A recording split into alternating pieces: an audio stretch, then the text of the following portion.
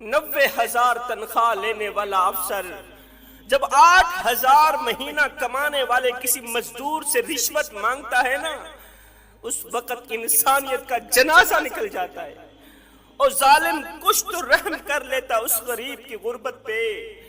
وہ غریب بوڑھا باپ جو کڑکتی دھوپ میں تتی ریت کے اوپر بوڑھی کمر پہ بوریاں لاد لاد کے دن رات ایک کر کے اوور ٹائم لگا رہا ہے، 6 بچوں کے لیے روزی روٹی کا بندوبست کر رہا ہے، او نادان او ظالم، ایسے غریب مزدور سے رشوت مانگتے ہوئے تجھے شرم نہ آئی؟ تیرے پاؤں سے زمین نہ ہلی؟ اللہ کے قہر سے نہ ڈرا؟ اللہ کے عذاب سے نہ ڈرا؟ مرنے کے بعد اس رب کو کیا منہ دکھائے گا جس رب نے تجھے حضرت انسان بنا کر دنیا میں بھیجا تھا؟ اے مرنے کے بعد کالی شکل لے کے اس کے سامنے تجھے شرم نہیں آئے گی؟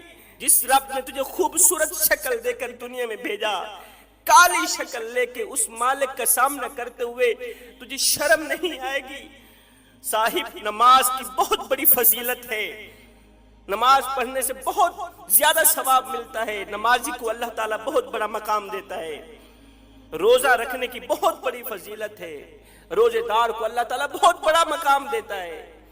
جتنی بھی عبادات ہیں، نماز، روزہ، حج، زکوٰۃ، تہجد، اللہ تعالیٰ بہت بڑا مقام دیتا ہے، بہت بڑا مرتبہ دیتا ہے، مگر سنو، عبادت اس مقام تک نہیں پہنچاتی، نماز اس مقام تک نہیں پہنچاتی، روزہ اس مقام تک نہیں پہنچاتی، حج، زکوٰۃ، تہجد اس مقام تک نہیں پہنچاتی جہاں غریب کی خدمت پہنچاتی ہے۔ عبادت اس مقام تک نہیں پہنچاتی۔ حضرت سیدنا علی المرتضیٰ شیر خدا کرم اللہ وجہ الکریم نے فرمایا تھا، فرمایا اگر کوئی بھوکا روٹی چرائے، روٹی چوری کرے، بھوکا شخص جو 3 دن کا بھوکا تھا روٹی چوری کرنے پر مجبور ہو گیا، اگر وہ ایک روٹی چوری کرے تو چور کے ہاتھ کاٹ دینے سے کہیں زیادہ بہتر ہے وقت کے حکمران کے ہاتھ کاٹے جائے۔ ایسے چور کے ہاتھ کاٹنے سے کہیں زیادہ بہتر ہے وقت کے بادشاہ کے ہاتھ کاٹے جائے۔ یہاں پر جو میری مائیں بہنیں بیٹیاں میری آواز سن رہی ہیں، ان کے آگے میں چھوٹی سی گزارش رکھوں گا، گزارش کروں گا، اے اسلام کی مقدس شہزادی، جب تم کسی شادی کی تقریب سے ہو کر گھر آیا کرو تو اپنے بوڑھے باپ کو، مزدور باپ کو، غریب باپ کو یہ مت کہا کرو کہ فلاں شخص نے اپنی بیٹی کو 10 تولے زیور دیے، 10 تولے سونا دیا۔ جب تم کسی شادی کی تقریب سے گھر آیا کرو نا تو اپنے بوڑھے باپ کو یہ مت کہا کرو کہ فلاں شخص نے اپنی بیٹی کو جہیز کے لیے 10 تولے زیور دیے، 2 ٹرک جہیز کے دیے، سامان کے دیے۔ تمہارے منہ پر تو باپ کہہ دیتا ہے اس نے اچھا کیا، تمہارے سامنے تو بوڑھا باپ، مزدور باپ، غریب باپ کہہ دیتا ہے اس نے اچھا کیا، لیکن رات کو جب سوتا ہے نا، رات کا جب دوسرا پہر آتا ہے، جب گھر کے تمام لوگ سو جاتے ہیں، اس وقت اس غریب بوڑھے باپ کی آنکھیں رو رہی ہوتی ہیں۔ بیٹی کا جملہ باپ کو سونے نہیں دیتا، بیٹی کی یہ خواہش، کاش جس طرح اس مالدار باپ نے بیٹی کو 10 تولے زیور دیے، 2 ٹرک جہیز کے دیے، کاش کہ میرا باپ بھی مجھے 10 تولے زیور دیتا، 2 ٹرک جہیز کے دیتا۔ بیٹی کی وہ خواہش باپ کی نیند حرام کر دیتی، بیٹی کا یہ جملہ باپ کی نیند حرام کر دیتا ہے۔ ساری رات باپ کی روتے ہوئے گزرتی ہے، آنکھوں سے نیر بہاتے ہوئے گزرتی ہے، آنسو بہاتے ہوئے گزرتی ہے۔ بیٹی کی یہ بات سن کر باپ رو رو کے اللہ کے سامنے شکوہ کرنے پر مجبور ہو جاتا ہے، رو کر کہتا ہے، شکوہ کرتا ہے، مالک بیٹی کو جہیز کے طور پر 10 تولے زیور دینے والے شخص نے کون سا ایسا کمال دکھایا تھا؟ جہیز کے طور پر 2 ٹرک سامان کے دینے والے شخص نے، باپ نے کون سی ایسی نیکی کی تھی، کون سی ایسی خوبی کر دکھائی تھی کہ تو نے اسے مالا مال کر دیا؟ مالک میں نے تیرا کیا بگاڑا تھا کہ تو نے مجھے اتنا بھی نہ دیا کہ میں اپنی رخصت ہونے والی بیٹی کو ایک 4 پئی تو دے سکوں، رخصت ہونے والی بیٹی کو ایک 4 پئی تو دے سکوں؟ میرے اندر اتنی ہمت نہیں، میرے اندر اتنی طاقت نہیں، میں تو غریب ہوں۔ وہ بڑا باپ جو کڑکتی دھوپ میں تپتی ریت کے اوپر کھڑے، بوڑھی کمر پہ بوریاں لاد لاد کے دن رات ایک کر کے 1000 روپے شام کو کما کے آتا ہے، بچوں کے لیے روٹی کا بندوبست کرے یا بیٹی کو جہیز دے۔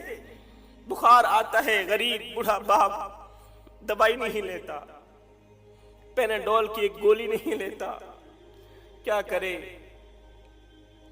اولاد کو روٹی کھلائے یا دوائی لے، بیٹی کو جہیز دے یا اپنی دوائی لے۔ آئے اس جہیز جیسی لعنت نے میرے خوبصورت معاشرے کو گندا کر دیا۔ آپ دیکھتے نہیں ہیں ہمارے معاشرے میں جب کسی کی بیٹی کی شادی ہوتی ہے تو بیٹی والے بیٹی کا جہیز 4 پہیوں پہ بچھا دیتے ہیں، پھر محلے میں آواز لگاتے ہیں دوسری بچیوں کو، دوسری عورتوں کو، بچیوں آؤ ہماری بچی کا جہیز دیکھ لو۔ آپ دیکھتے نہیں؟ ہمارے گاؤں میں یہ رواج ہے، جب گاؤں کی کسی بیٹی کی شادی ہوتی ہے تو اس کے جہیز کو 4 پہیوں پہ بچھایا جاتا ہے، 4 پہیوں پہ بچھا کے دوسری بچیوں کو آواز دی جاتی ہے، بچیوں آؤ ہماری بچی کا جہیز دیکھو، بچیوں آؤ ہماری بچی کا جہیز دیکھ لو۔ میں نے کہا نادانو، تم نے جہیز دیا تو اپنی بیٹی کو، لیکن یہ کسی کو بھی خیال نہ آیا کہ جو بچیاں تمہاری بچی کا جہیز دیکھنے آئی ہیں، جو بچیاں تیری بیٹی کا جہیز دیکھنے آئی ہیں، ان بچیوں میں سے لاوارث بچی بھی موجود ہے، ان بچیوں میں سے یتیم بچی بھی موجود ہے، ان بچیوں میں سے اس غریب بوڑھے باپ کی بچی بھی موجود ہے، جو غریب بوڑھا باپ دن رات ایک کر کے اوور ٹائم لگا کے نہ دن دیکھتا ہے، نہ رات دیکھتا ہے، نہ سردی دیکھتا ہے، نہ گرمی دیکھتا ہے، نہ بھوک دیکھتا ہے، نہ پیاس دیکھتا ہے، وہ بیٹی کے لیے روٹی کا بندوبست کرے یا اس کے جہیز کا بندوبست کرے۔ خدا را کچھ تو رحم کرو، کریم آقا کی غریب امت کو جینے دو۔ وہ غریب جس کو میرے کریم نبی نے فرمایا تھا، او میرے غریب، میری امت میں سر اٹھا اٹھا کے چلنا، غریب میری امت میں سر اٹھا اٹھا کے چلنا ہے۔ جس غریب کو میرے نبی نے فرمایا تھا میری امت میں سر اٹھا اٹھا کے چلنا، ہم نے اس غریب کا ستیہ ناش کر دیا، ہم نے اس غریب کا جینا حرام کر دیا، جینا محال کر دیا۔ وہ غریب موت مانگنے پر مجبور ہو گیا۔ ہم نے اپنی دولت کی نمائش اس طرح کی، ہم نے پیسوں کی نمائش اس طرح کی کہ غریب موت مانگنے پہ مجبور ہو گیا۔ مالک تیری مخلوق مجھے جینے نہیں دیتی، ہاتھ جوڑ کے عرض کر رہا ہوں میرے بھائیوں، اس جہیز جیسی لعنت کو ختم کرو۔ یہاں پر میں آقا کریم علیہ السلام کا ایک رلا دینے والا فرمان سنانا چاہوں گا، ضروری سمجھوں گا۔ میرے کریم نبی نے فرمایا تھا، او صحابہ جی یا رسول اللہ صلی اللہ علیہ وسلم، میرے نبی نے فرمایا کسی یتیم بچے کے سامنے اپنے بچے سے پیار نہ کرنا، اس سے یتیم کا دل دکھے گا، یتیم کو مرا ہوا باپ یاد آئے گا۔ او صحابہ کسی بیوہ عورت کے سامنے اپنی بیوی سے پیار نہ کرنا، اس سے بیوہ عورت کا دل دکھے گا۔ فرمایا او صحابہ کسی غریب انسان کے سامنے اپنی دولت کی نمائش نہ کرنا، اس سے غریب کا دل دکھے گا، غریب اللہ کے سامنے شکوہ کرنے پہ مجبور ہو جائے گا۔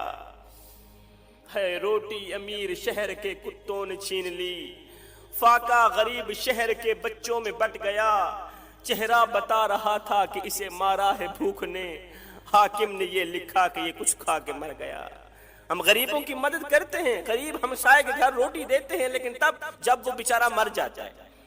آپ دیکھتے نہیں ہمارے محلے میں جب کوئی فوتگی ہو جاتی ہے، جب کوئی مر جاتا ہے تو پھر ہم سارے محلے والے مل کر اس مرنے والے کے گھر پوری فیملی کے لیے کھانا پہنچاتے ہیں، پوری فیملی کے لیے کھانا پہنچاتے ہیں۔ میں نے کہا نہ دانو، مرنے والا روٹی روٹی کرتا مر گیا، مرنے والا 3 دن کا بھوکا تھا، آخر مر گیا۔ روٹی کھلاتے تو اسی مرنے والے کو کھلاتے، آج اس کے مرنے کے بعد تمہاری دی روٹی کس کام؟ کسی عورت نے کہا حضرت کوئی ایسا وظیفہ ہے جس کے پڑھنے سے اللہ تعالیٰ جلد از جلد سنبھال لے، کوئی ایسا وظیفہ بتاؤ کہ اللہ تعالیٰ مجھے موت دے دے۔ میں نے کہا بہن یہ کیا کر رہی ہے؟ اس نے کہا آج سے 6 ماہ پہلے میرے شوہر کا انتقال ہوا، میرا شوہر فوت ہو گیا، عزیز و اقارب نے میری کوئی مدد نہ کی، عزیز و اقارب کی ہماری مدد نہ کرنے کی وجہ سے، غربت کی وجہ سے بالٹی دی، اس بالٹی کے اندر چنے اور چھولے بنا کر ڈال دی، بیٹا جاؤ فلاں سکول کے سامنے، شہر کے فلاں سکول کے گیٹ کے سامنے چھوٹی سی دکان لگا لو، شام کو جتنا کچھ کمانا اپنی 2 ننھی بہنوں کے لیے اور ماں کے لیے روٹی پانی لے کر آنا، بازار سے ہوٹل سے روٹی خرید کے آنا۔ زندگی کا نظام چل رہا تھا، وقت گزر رہا تھا۔ کل کی بات ہے، میرا 8 سالہ سربراہ چنے چھولے بیچنے کے بعد 200-400 روپے جیب میں ڈالے ہوٹل کی طرف جا رہا تھا، ہمارے لیے روٹی خریدنے کے لیے، کھانا لینے کے لیے ہوٹل کی طرف جا رہا تھا۔ راستے میں سے موٹر سائیکل پر 2 آدمی آئے، انہوں نے میرے ننھے سربراہ کو 2-4 تھپڑ بھی لگا دیے اور 200-400 روپے بھی لے لیے۔ میرے ننھے سربراہ کی کل جمع پونجی لے کر بھاگ گئے۔ اس نے چاہا کہ میں بھیک مانگ کے اپنی 2 بہنوں کے لیے کھانا لے کر گھر جاؤں، لیکن اسے باپ کا سبق یاد آ گیا۔ باپ نے کہا بیٹے ہم سید لوگ ہیں، بھوکے مر جانا لیکن کسی سے صدقہ نہ لینا، بھوکے مر جانا، بھیک مت مانگنا، خیرات مت مانگنا۔ میرا 8 سالہ سربراہ رات کو گھر آیا روتا ہوا، کہنے لگا ماں آج کی رات کل کا دن روزہ رکھ لو، کل شام کو کھانا لے کے آؤں گا۔ میرے ساتھ یہ کچھ ہوا۔ جب میرے 8 سالہ سربراہ نے کہا نا کہ میرے منہ پر 2-4 تھپڑ لگے ہیں، میں آسمان کی طرف منہ کر کے رونے لگی، کہنے لگی مالک میں تیری رضا پہ راضی ہوں، مالک جے سونا میرے دکھ وچ راضی تے میں سکھ نو چلے ڈھاواں، مالک میں تیری رضا پہ راضی۔ رات کا دوسرا پہر آیا، میری ننھی سی بیٹی اٹھ کر رونے لگی بھوک کی وجہ سے، کہنے لگی ماں یہ جو میری چھوٹی بہن ہے یہ کب مرے گی، یہ جو چھوٹی بیمار بہن ہے یہ کب مرے گی۔ میں نے کہا بیٹی یہ تم کیا کہہ رہی ہو، بہن کی لمبی عمر کے بجائے اس کے مرنے کی دعا مانگ رہی ہو، صحت یابی کی بجائے اس کے مرنے کی دعا مانگ رہی ہو۔ نہیں اماں، جب ہمارا باپ فوت ہوا تھا تو ہمارے محلے والوں نے ہمارے گھر کھانا پہنچایا تھا، میں تو اس سوچ کی بنیاد پہ کہہ رہی ہوں اگر یہ چھوٹی بہن مر جائے، باقی نہیں تو صبح محلہ کھانا دینے کے لیے آئے گا، پورے محلے والے اٹھ پڑیں گے کھانا دینے کے لیے، باقی نہیں پیٹ بھر کر کھانا تو کھا لیں گے۔ خدا را میرے بھائیو